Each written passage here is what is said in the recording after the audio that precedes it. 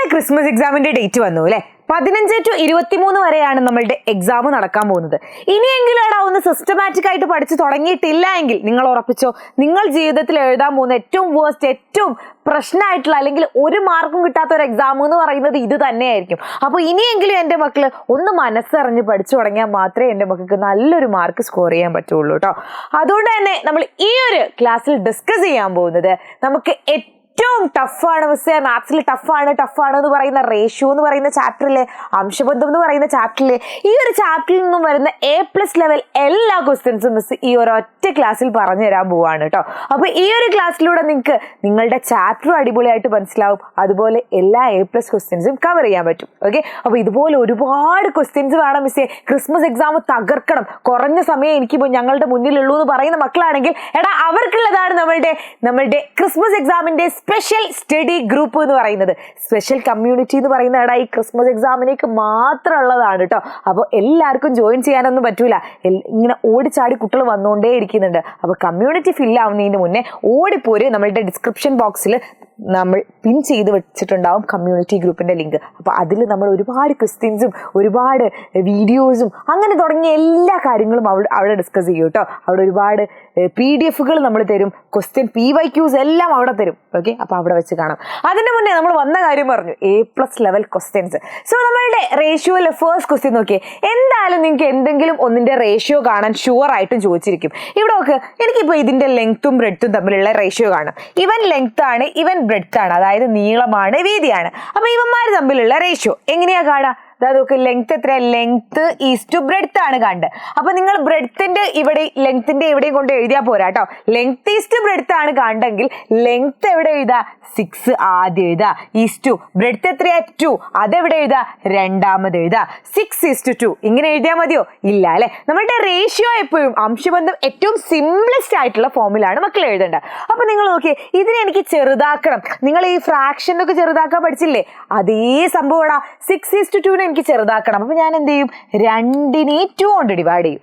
നോക്ക്, 6നെ 2 കൊണ്ട് ഡിവൈഡ് ചെയ്താൽ 3 ആണ്, 2നെ 2 കൊണ്ട് ഡിവൈഡ് ചെയ്താൽ 1 ആണ്. ദാറ്റ് ഈസ് 3:1 അല്ലെ. 3:1 ആയിരിക്കും നിങ്ങളുടെ ആൻസർ എന്ന് പറയുന്നത്. സിമ്പിൾ ആയിട്ട് കിട്ടിയില്ലേ? അടിപൊളിയായിട്ട് കിട്ടിയില്ലേ? ഇനി അടുത്ത നോക്കിയാടാ, 4.5 and 1.5 length is to breadth എന്താ വരിക?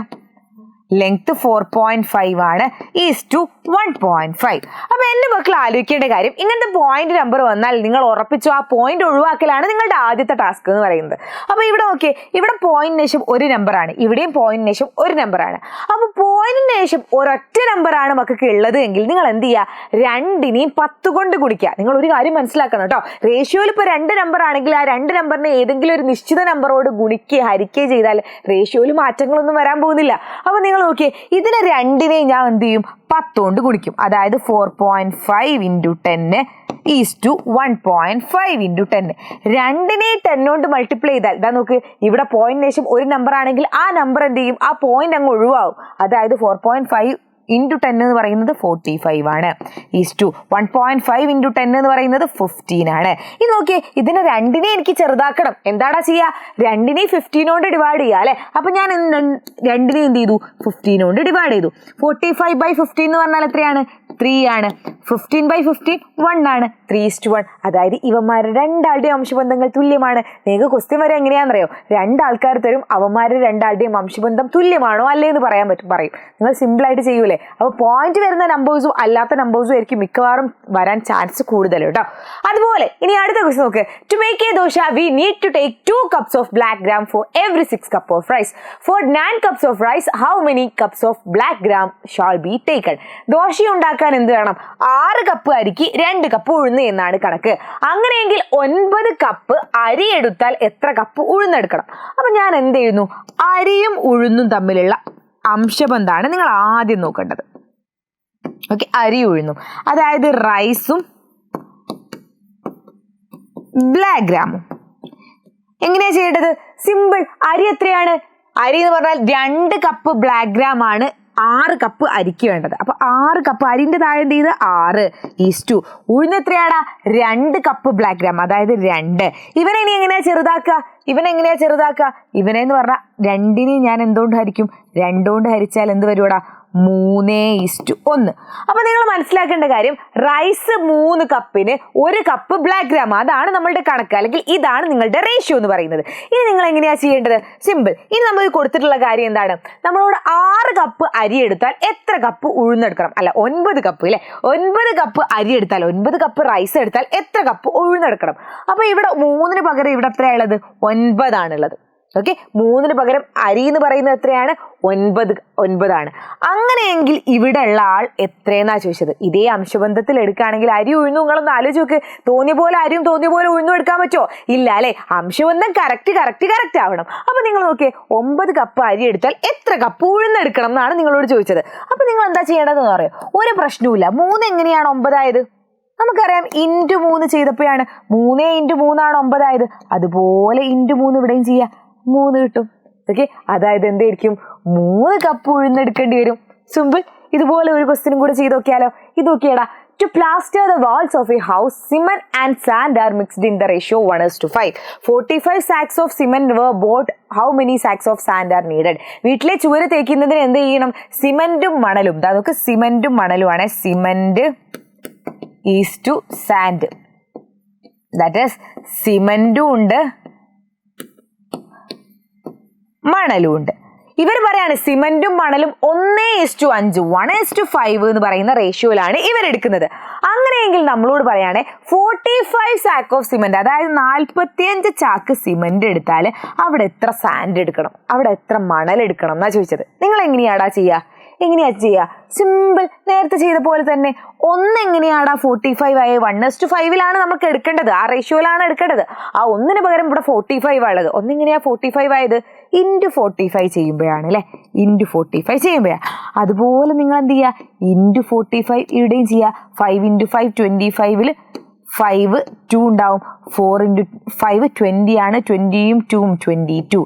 225 ആയിരിക്കും. എത്ര സാക്ക് സിമെന്റ് എടുക്കണം? 225 ആണ്. സിമ്പിൾ. അപ്പൊ ഇങ്ങനത്തെ ഒരു ക്വസ്റ്റ്യൻ എന്തായാലും മസ്റ്റ് ആണ് കേട്ടോ. അതായത് ഒരു റേഷ്യോ തരും, അതേ റേഷ്യോയിൽ വേറൊരു സാധനം നിങ്ങളോട് എടുക്കാൻ പറയും. സിമ്പിൾ അല്ലേ? അതിലൊന്ന് തരും, രണ്ടാമത്തെ കണ്ടുപിടിക്കാനാ പറയാ. ഒരു പ്രശ്നവുമില്ലല്ലോ. അങ്ങനെയെങ്കിൽ ഈ ഒരു ചാപ്റ്ററിൽ 3ാമത്തെ ആളെ മിസ് പറഞ്ഞിട്ടെ. 3ാമത്തെ ആളെ എങ്ങനെയാണെന്നുള്ളത് ഞാൻ നോക്കിയേ.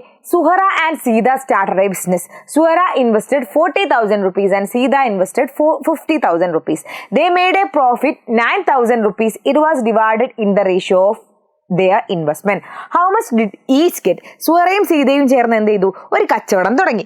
സുഹറ 40,000 രൂപയും സീത 50,000 രൂപയുമാണ് മുടക്കിയത്. ലാഭമായി കിട്ടിയ 9,000 രൂപ മുടക്ക് മുതലിന്റെ അംശബന്ധത്തിൽ വീതിച്ചെടുത്തു. ഓരോരുത്തർക്കും എത്ര രൂപ കിട്ടി? അതായത് അവരുടെ കയ്യിൽ 9,000 രൂപയുണ്ട്. അവർക്ക് എന്ത് ചെയ്യണം? സുഹറക്കും സീതക്കും അത് വീതിച്ചെടുക്കണം. പക്ഷെ വെറുതെ അങ്ങോട്ട് വീതിച്ചെടുത്താൽ മതിയോ? ഇല്ല അല്ലെ. ഒരു അംശബന്ധം ഉണ്ട്. ആ ഒരു അംശബന്ധത്തിൽ വേണം വീതിച്ചെടുക്കാൻ. ആ അംശബന്ധം എന്ത് അംശബന്ധാണ്? ഇൻവെസ്റ്റ്മെന്റിന്റെ റേഷ്യോ ഓഫ് ദിയർ ഇൻവെസ്റ്റ്മെന്റ്. അയാൾ മുടക്ക് മുതലിന്റെ അംശബന്ധത്തിലാണ്. അപ്പൊ മുടക്ക് മുതലിന്റെ അംശബന്ധം കാണാം അല്ലെ. അപ്പൊ സുഹറയും സീതയും തമ്മിലുള്ള മുടക്ക് മുതലിന്റെ അംശബന്ധം കണ്ടോക്ക്. Suhara is to Seetha.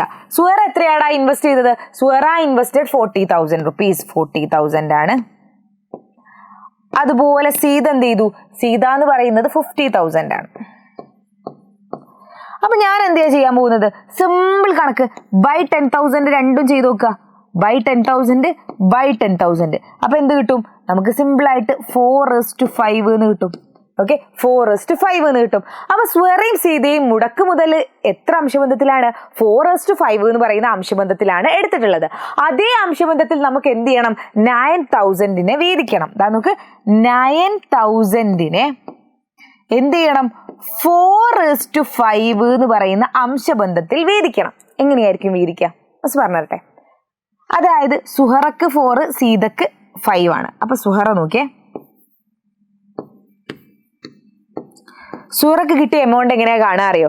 സുഹറ നോക്ക്, 4:5 എന്നാ പറഞ്ഞത്. അംശബന്ധം 4:5. അങ്ങനെ പറഞ്ഞാൽ എന്താ അറിയോ? 4ഉം 5ഉം കൂട്ടിയാൽ എത്രയാണ്? 9 ആണ്. അതായത് ഏതൊരു സാധനത്തിനെയും 9 പാർട്ടാക്കിയാൽ അതിൽ 4 പാർട്ട് സുഹറക്ക് കൊടുക്കണം, 5 പാർട്ട് സീതക്ക് കൊടുക്കണം. ഓക്കെ, 9 പാർട്ടാക്കിയാൽ 9 ഭാഗങ്ങളാക്കിയതിൽ 4 ഭാഗം സുഹറക്കും 5 ഭാഗം സീതക്കുമാണ്. അപ്പൊ സുഹറക്ക് കിട്ടിയ എമൗണ്ട് എങ്ങനെയാ കാണാം?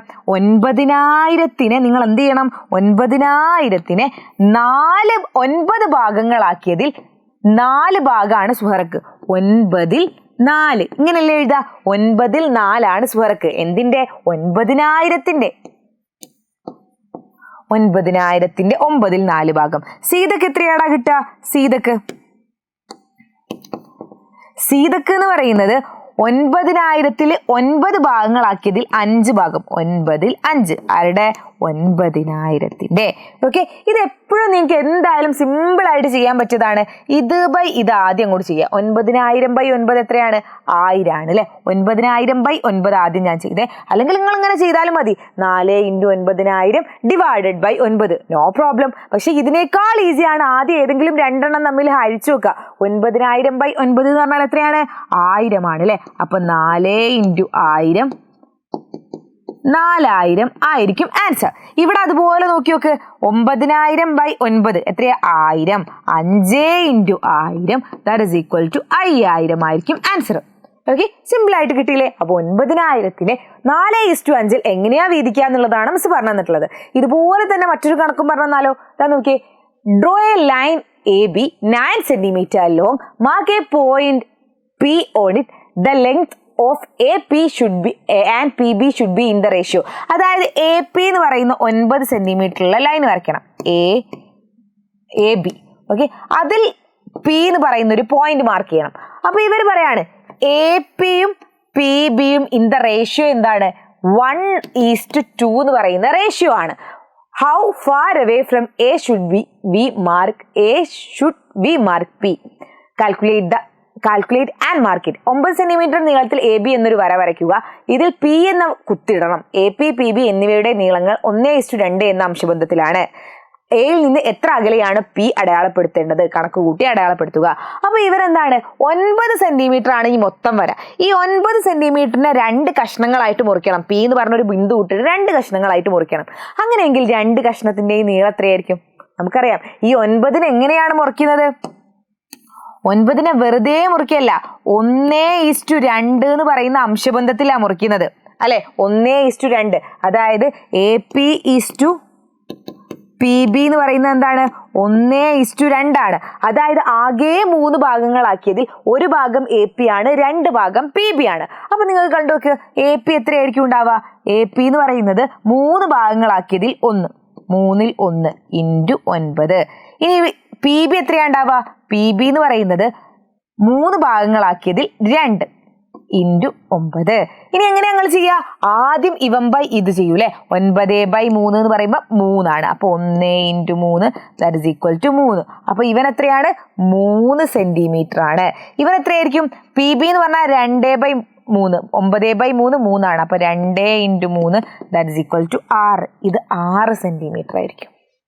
ഓക്കെ, 6 സെന്റിമീറ്റർ ആയിരിക്കും. സിമ്പിൾ ആയിട്ട് കിട്ടിയില്ലേ? ഇനി നിങ്ങളോട് എയിൽ നിന്ന് എത്ര അകലെയാണ്? ഇവിടെ നിന്ന് എത്ര അകലെയാണ്? 3 സെന്റിമീറ്റർ അകലെയാണ് ഇവിടെ കുത്തിടേണ്ടത് അല്ലെ. എയിൽ നിന്ന് എത്ര അകലെയാണ് P? 3 സെന്റിമീറ്റർ അകലെയാണ് P. നിങ്ങൾക്ക് വരയ്ക്കുക, കുത്തിടുക, അത്രയുള്ള പരിപാടി. ഓക്കെ, അപ്പൊ ഇതുപോലെ എൻ്റെ മക്കൾക്ക് എല്ലാ ചാപ്റ്ററും പഠിക്കണം എന്നുണ്ടെങ്കിൽ എല്ലാ ചാപ്റ്ററും ആദ്യം മുതലേ, എനിക്ക് കോൺസെപ്റ്റ് പോലും മിസ്സേ അറിയില്ല, എനിക്ക് ബേസിക്സ് മുതലേ പഠിക്കണം എന്ന് ആഗ്രഹം ഉണ്ടെങ്കിൽ എൻ്റെ മക്കൾക്കുള്ള ബെസ്റ്റ് ഓപ്ഷനാണ് ഞങ്ങളുടെ പ്രീ ബൂസ്റ്റർ ബാച്ച് എന്ന് പറയുന്നത്. പ്രീ ബൂസ്റ്റർ ബാച്ച് നിങ്ങൾക്ക് 1999 ആണ് കേട്ടോ കിട്ടാൻ പോകുന്നത്. അത് നാളെയും കൂടിയേ ഈ ഒരു ഓഫർ ഉള്ളൂ. എൻ്റെ മക്കൾക്ക് ആർക്കെങ്കിലും ചേരണം എന്ന് ഇനിയും താല്പര്യം ഉണ്ട് എങ്കിൽ അവസാനത്തെ ലാസ്റ്റ് കോളാണ്. ഇത് 0 to hero ആവാനുള്ള അവസാനത്തതാണ് കേട്ടോ. അവസാനത്തെ പിടിവള്ളി എന്നുള്ളതാണ്. ഈ ഒരു ക്രിസ്മസ് എക്സാമിനേക്ക് മാത്രമുള്ളതല്ല കേട്ടോ ഈ പ്രീ ബൂസ്റ്റർ. നിങ്ങൾ ഇനിയിപ്പോൾ ഫൈനൽ എക്സാം വരുന്നുണ്ട്, നിങ്ങൾക്ക് USS വരുന്നുണ്ട്, എല്ലാ കാര്യങ്ങളും ഈ ഒരൊറ്റ ബാച്ചിൽ നമ്മൾ തരാൻ പോവാണ്. അപ്പോൾ 1999 മൊത്തം ബാച്ച് നിങ്ങൾക്ക് കിട്ടുകയാണ്. അതിൽ മൊത്തം നമ്മൾ സെറ്റാക്കി തരും. അപ്പോൾ ആർക്കെങ്കിലും ജോയിൻ ചെയ്യാൻ താല്പര്യം ഉണ്ടെങ്കിൽ പ്രീ ബൂസ്റ്റർ ബാച്ച് എന്ന് പറഞ്ഞിട്ട് താഴെ ഒരു ലിങ്ക് കാണാൻ പറ്റും ഡിസ്ക്രിപ്ഷൻ ബോക്സിൻ്റെ. ആ ഒരു ലിങ്കിൽ നിങ്ങൾ ക്ലിക്ക് ചെയ്തിട്ട് നിങ്ങളുടെ പേരും ക്ലാസ്സും നിങ്ങളുടെ നമ്പറും അടിച്ചു കഴിഞ്ഞാൽ നിങ്ങൾ ഇന്ന് പേയ്മെൻറ്റ് ചെയ്യേണ്ട ആവശ്യമൊന്നുമില്ല. നിങ്ങൾ ആലോചിച്ചിട്ട് നിങ്ങൾക്ക് പേയ്മെൻറ്റ് ചെയ്ത് ചേരാവുന്നതാണ്. പക്ഷേ ഈ ഒരു ലിങ്ക് അല്ലെങ്കിൽ ഈ ഒരു രജിസ്ട്രേഷൻ ഫോം രജിസ്റ്റർ ചെയ്ത കുട്ടികൾക്ക് മാത്രമേ എന്ത് കിട്ടാൻ പോകുന്നുള്ളൂ? ഈ ഒരു ഓഫർ കിട്ടാൻ പോകുന്നുള്ളൂ. സോ ലാസ്റ്റ് ചാൻസ് ആണ് ഇങ്ങ് പോകുന്നു കേട്ടോ. അതുപോലെ മറക്കണ്ട, നമ്മളുടെ സ്റ്റഡി ഗ്രൂപ്പിൽ എൻ്റെ കുട്ടികൾ പഠിച്ചു തുടങ്ങി കേട്ടോ. നിങ്ങൾക്ക് ഫ്രീ ആയിട്ട് ക്വസ്റ്റ്യൻസ് വേണമെന്നുണ്ടെങ്കിൽ നമ്മളുടെ സ്റ്റഡി ഗ്രൂപ്പിന്റെ ലിങ്ക് താഴെ കൊടുത്തിട്ടുണ്ട്. വേണമെങ്കിൽ പോയി ജോയിൻ ചെയ്തോ. അടിപൊളിയായിട്ട് ഉഷാറായിട്ട് സെറ്റായിട്ട് ക്രിസ്മസ് എക്സാം കളറാക്കാം.